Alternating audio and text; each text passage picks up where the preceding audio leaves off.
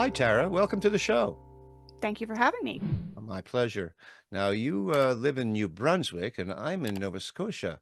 I find that interesting. At least we didn't have to deal with time zone issues. That's true. I've had some of those circumstances where we can't figure out what time we're supposed to be talking Yes, to each other. it can get confusing.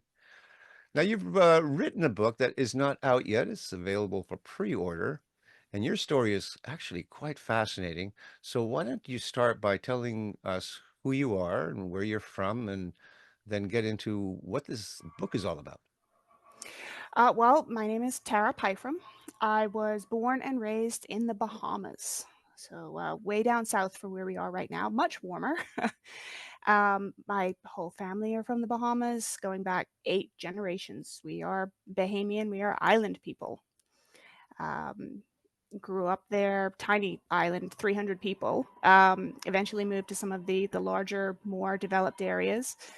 I am a member of the LGBTQ plus community. So my wife and I are married, and we have a now 11-year-old daughter. We're dog people, so we've got 3 dogs right now. Have been up to 5 at one point. Wow. Um, and I have worked in office administration for most of my career, legal offices, a couple of other different fields, and always had an interest in writing. Was always writing poetry, writing short stories as a child. Never thought that it was something that could, be more than just a hobby.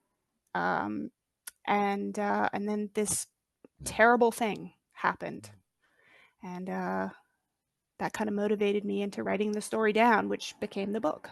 Okay. You're talking about a hurricane, a specific one. There are so many these days. It is. Yeah. It's really sad that Yeah. we can say a hurricane. Oh, which one? Oh, the bad Yeah. one. Yeah. Which bad one? Exactly. I'm referring to Hurricane Dorian in 2019.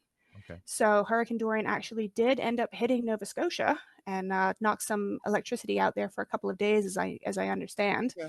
Yeah. Before it made it to Nova Scotia, it slammed into the Bahamas and all but flattened 2 of the major islands. I Okay. was on one of them. Yeah. It's a whole different ballgame. I mean, we have, sure, we have power outages and it rains heavily and water gets in the house, but it's nothing at all like the full force that hits the Bahamas. Uh, I think I'm pretty good with geography, but why don't you remind me how many islands comprise the Bahamas? So the Bahamas is actually 700 islands. Now, those 700 islands, that count actually includes the rock with only a single seagull on it. Sure. There are about 30 islands that are populated. Hmm. That includes the capital of New Providence, where Nassau is. Anybody that goes on a cruise to the Bahamas Yeah. ends up in Nassau. And there are half a dozen other major islands that have several thousand people living on them. And then you have the celebrity islands, the ones that have like 2 beautiful mansions on them, and Oh, that's I it. see. And the Yeah. celebrity owners go there once a year. They buy the islands, I They guess. buy the island. Yeah, Of course, it's real estate like anything it else. is. Now, you lived on one that you said there's 300 people, so it must have been a smaller island. So that's where I grew up. I grew up in the group of islands called Abaco on a Okay. tiny island that had 300 people called Manowar Key. But I did move as an adult to Grand Bahama Island, the city of Freeport, which Hmm. is another cruise ship stop, not nearly as popular as Nassau. Okay. Growing up on an island with 300 people, what's that like? I know we're not talking about the book, but I'm just curious. It's as a child and as a teenager, I thought it was the best thing in the world. Hmm. Like I could ride my bicycle from one end of the island to the other. Everybody knew me.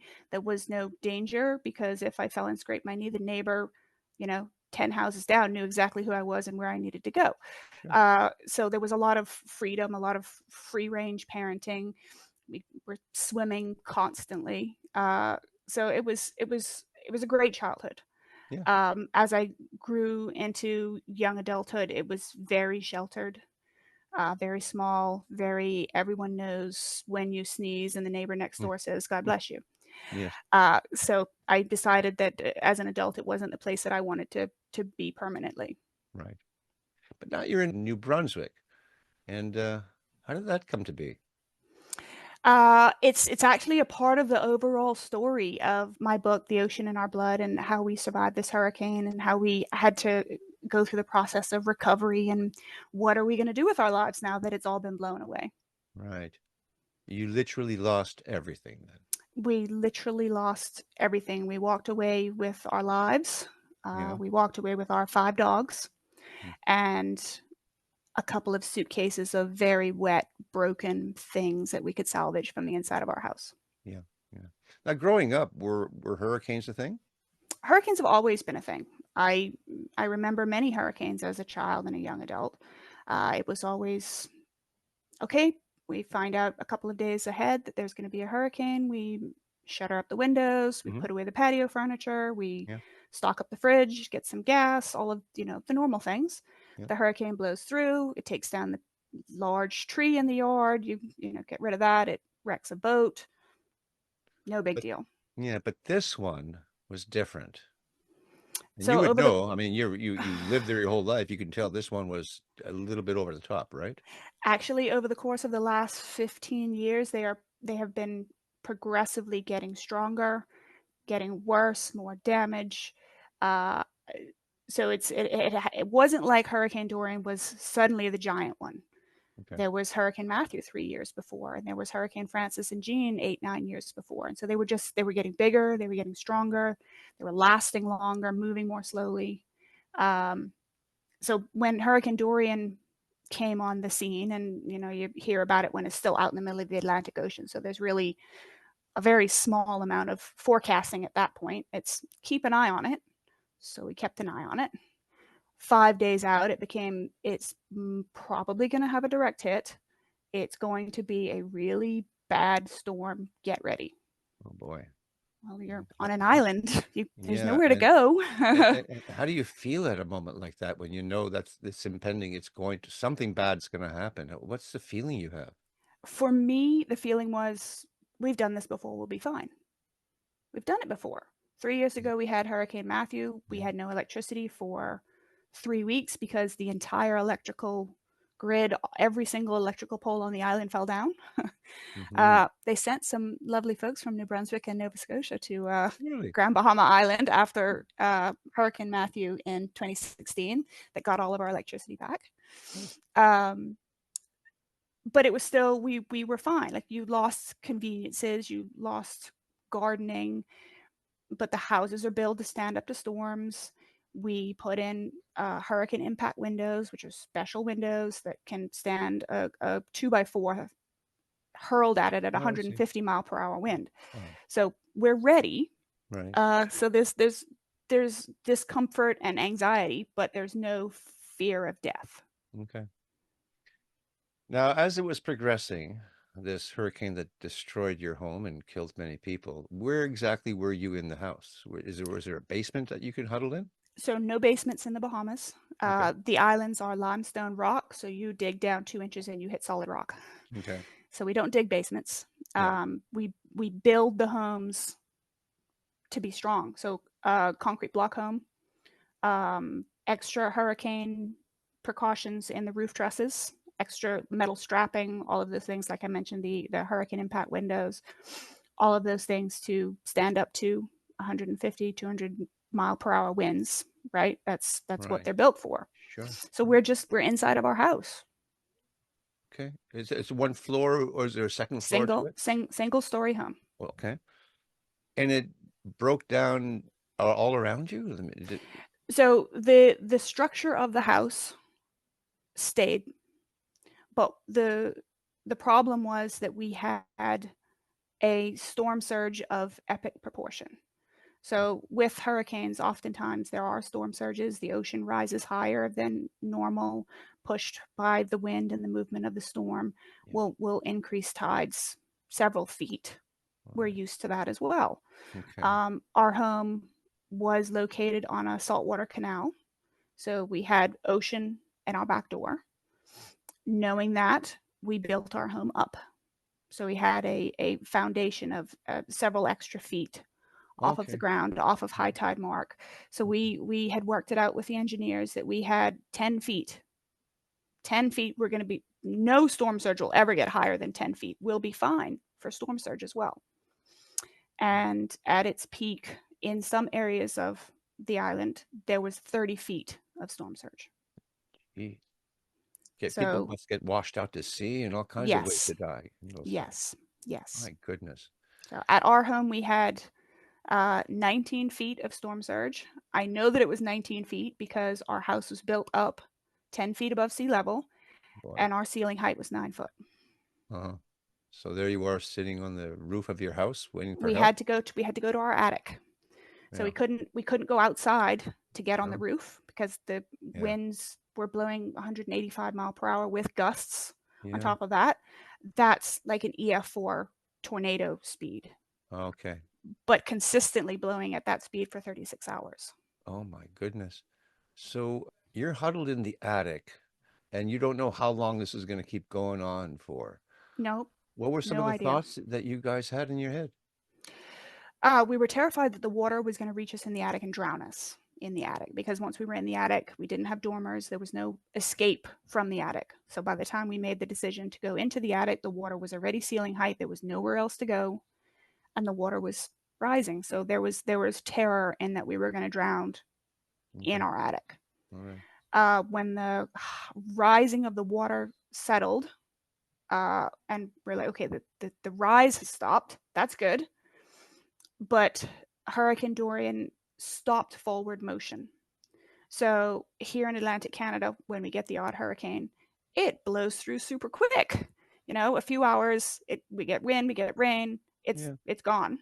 Mm-hmm. Hurricane Dorian stopped moving and sat. You just The sat eye there. of the storm sat about 10 miles from our house for Mm-hmm. 24 hours. Mm. So we're huddled in our attic, listening to the wind, listening to things hit the roof, waiting for the roof to pull off at any second. Yeah. Yeah. There's always a chance of that. Yeah. My goodness. So was this with you and your wife and your dogs? Yep. So Okay. my wife and I, our then 6-year-old daughter, Okay. and Oh, 5 dogs, all oh in our my attic. goodness. Oh, little girl. Hmm. Yes. So your wife, is she also from the Bahamas? My wife's also from the Bahamas, born and raised, also Okay. families that go back many generations. All right. And so you lose your house, you lose everything. I guess insurance helped you out a little bit? We were one of the lucky ones. We did buy into insurance. We spent a lot of money every I year bet. on hurricane insurance. I bet. And by doing that and by having that safety net, uh, we had the option of leaving the island, of recovery and not wondering how we were gonna feed ourselves, how are we gonna clothe us. We don't have any money. We've lost our house. And there were a lot of people like that in the aftermath. A lot of people that Okay. had to live in homes that had been completely submerged in ocean and were full of mold and were broken because they had nowhere else to go. Mm-hmm. You're young. You must work for a living. How did you figure out what to do next? Obviously, you didn't go to work the next day and you left the Bahamas. What do you do for a living? No, did not go to work the next day. A lot of people didn't go. No one went to work for a while after Yeah. Hurricane Dorian on the Yeah. island. We ended up evacuating the island 48 hours after the storm, by air. Yeah. We were all so um, traumatized that we I couldn't bet. imagine trying to recover on the island. So we evacuated to South Florida Okay. 48 hours after the storm, and we kind of took a minute to figure out what are we going to do? Are we going back to the Bahamas? Where are we going to live? How are we going to rebuild? Like all of these things. And in our post-traumatic haze, it was I can't go back there. I can't ever do that again. I can't ever go through another hurricane. We need to Yeah. we need to leave. Yeah. And so we planned and executed an international move to New Brunswick with 3 weeks of planning Okay. because we had nothing but a Yeah. couple of suitcases. It was not Well, like we needed to ship anything. yeah, that's right. And houses are fairly inexpensive still in Hmm. New Brunswick, one of Hmm. the less expensive places to live in Canada. I think you're less expensive than Nova Scotia slightly. But Slightly. so you land in Florida. It makes me think that you almost had refugee status then. I wish that we had. Yeah. Yeah. But as it happens, environmental refugees is not an actual thing yet. Not yet. Not yet. So there is no immigration status. Yeah. Well, the United States is a different conversation with immigration status. For sure. For sure. There is no immigration status with the IRCC and the Canadian government for environmental refugees. Okay. So you're in Florida, and the Americans are nice enough to let you go there. I mean, it's safe at least. I mean, they get hit by hurricanes too. And what were you told while you're in the United States that you're going to have to figure out where to go, or perhaps you could have applied for citizenship there? What were your options? There were zero options for us from an immigration perspective in the Okay. United States. The only option for us would have been to remain illegally. Okay. We weren't ever going to consider doing that. No, no, that's frowned No, upon by as certain people, doesn't it? yeah, Yes. very very frowned upon. Lots of people do it. We weren't interested in looking over our shoulder and being, No. illegal immigrants. No. Um, so we researched, where are there legal immigration pathways? Okay. Where is there somewhere that is welcoming to LGBTQ families? Where can we go? And Well, the welcome first to Canada. first first place that popped up was Canada. And how difficult was it for you to enter Canada legally? And are you planning on being a Canadian citizen? Or are you going to? So we have our permanent residency status. Took us 4 Okay, years to do that. good. But we're here permanently now. Mhm. um, yeah, the process was time consuming, lots of paperwork, made longer by having a global pandemic 6 months after we arrived. Oh, What we ended up, I went back to college and got a degree here in New Brunswick, and that paved the way for work permits and permanent residency and the step by step process of becoming a permanent resident. and both your wife and you work? Yeah, we both work. My wife is an artist, and I am writing full time now. Oh, really? So this Uh, is your first book? this is my first book. It's pre-order now. It is available through my website, and it will ship out right as soon as you order it. So you can order it just the same way you would order it from Amazon. It Mhm. will be available in Amazon and retail bookstores next summer in Okay. July 10th, 2025, which happens to be the Bahamas Independence Day. Okay. All right. But you would prefer if people order it through your website I because would prefer that you make I would most of prefer the they profit. get a copy right now Yeah. and not wait until next summer to read it. Okay. All right. And I see that you did what is called an official trailer on your website. Tell me about that.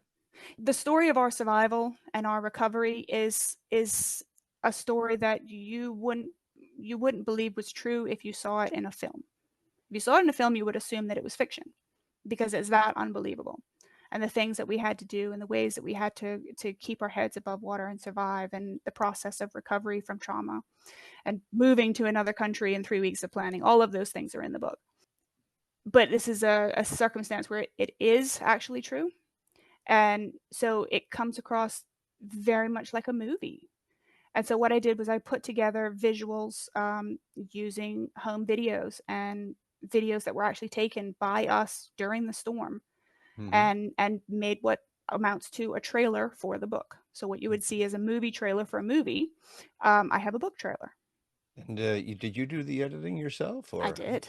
Oh, I've been excellent. I've been teaching myself editing and marketing in the last year. Cool. Well, I'm an editor, so I'm going to have to ask you, what program are you using? I'm using Canva. Okay. All So right. very, very cut and paste and for amateurs like me. Okay. All right. I'm looking at the cover. I think I know what that cover means, but tell me what it means. So a hurricane, if anyone's seen the satellite images of a hurricane, very circular, and the large ones like Hurricane Dorian have a very definitive circle, empty circle in the middle, and that's the eye of the hurricane. And so the book cover is Hurricane Dorian and our house in the Okay. middle of it.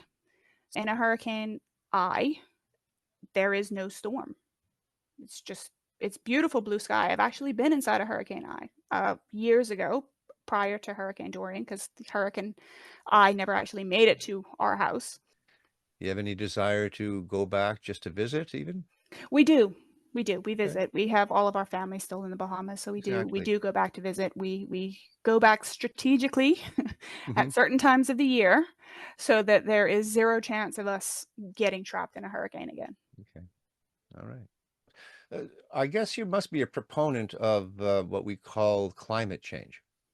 Yeah, so climate change for me for the first 30 years of my life was a word. Like when Al Gore put out An Inconvenient Truth years ago, and look, this is a thing, you guys. Um, I watched the documentary. I watched all the documentaries. Okay, yeah, Hmm. it's a thing. Whatever. Hmm. And then living in the islands and physically seeing these changes and becoming a parent and building a home and knowing that I had to build my home a certain way Hmm. because the storms are getting worse. So all of those things brought climate change to me personally. Okay. Yeah. And so, yeah, climate change is an actual thing. It is getting worse. I've seen it getting worse. I've watched the ocean levels rise just a little bit, just Yeah. this year. Well, that didn't get that high last year, and that got higher than that the year before. Hmm. Um, so it's happening. The storms are definitely getting worse and bigger and longer, and the season is getting longer. Hmm. So it's there. Yeah. The unfortunate thing is that there are people who don't live near the ocean, so they don't see or they don't have those immediate impacts on their personal lives to say, oh, it's climate change. I should do something about that because it's impacting me. Right. And to do something about that is on a massive scale that you have to have countries agreeing to Hmm. do certain things, which, they have the Paris Accord and various things, but they're slow in coming, and then there's opposition to those views. So it becomes a political issue, and it can get to be a real mess. It is. Yeah. Do you do any kind of reading from your book? Do you do any public speaking? Prior to starting this book, public speaking was always something that was terrifying. I wouldn't volunteer to get up on a stage anywhere. Hmm. Um, and I've definitely desensitized myself a fair bit in somehow choosing to do a career that involves speaking and not just speaking about myself. um, but it's a work in progress. The podcasts are comfortable for me because I'm sitting in my office and I'm speaking Hmm. to you and I'm speaking to everyone else that's listening, but I don't have an audience, like a physical audience in front of me. So Well, there will be circumstances where I'll be doing readings and stuff as the book well. time progresses and the book comes out and those things. Exactly. Once this book comes out, enough people buy it and look at it, and if the right people get a hold of it, I'm seeing a TED Talk in the future. I can get behind that. Yeah, because it's fascinating, and I'm sorry that it's fascinating because of the horrors that your family went through, and Mhm. but here you are. What kind of Here I dogs am. have you got? We have Dachshunds, so sausage Okay. dogs, mini Oh my Dachshunds. goodness, I love them. Um, During the storm, we had four Dachshunds and we had a husky. Okay. Okay. Yes, I have two Shih Tzus and a Pekingese. I like little dogs too. Yes, little dogs, little lap dogs that sleep Yeah. with you while you watch Netflix in the evening. Exactly. Okay. Let's do this. Give us a good pitch for this book and convince people. I mean, if they haven't been convinced up to this point, I don't know what's wrong with them, but tell people why they should buy this book, pre-order it through your website, and then we'll wrap it up. Okay, so it's the ocean in our blood. It's a true story, true survival story. My family and I survived Category 5 Hurricane Dorian in the Bahamas in 2019 with 185-mile-an-hour winds and ocean storm surge in our house up to our ceiling. We had to do all sorts of ingenious things to stay alive, to keep our heads above water, trying to parent and take care of a young child and five dogs and keep everyone alive was a uh, horrific experience. And I've taken and turned it into a gripping, edge of your seat thriller. And then in the aftermath, the trauma of having experienced that and trying to rebuild life has been challenging from a mental health perspective. Anyone that has had to weather a storm, whether it be a physical storm or an emotional storm, will connect with the themes of this book and finding the resilience that you didn't know you had. Excellent. Very good. Well, Tara, it's been a pleasure speaking with you. And I usually say, hey, if you write another book, look me up. That may be a little while in the future. If you are ever going to write a second book, I would love to speak to you some more. I would love that. I have some ideas. Okay. I just have to put them down on paper now. Okay. I wish the best for you and your family and your dogs as well, of course. Thank you very much. All right. You take care now. Thank you. You too.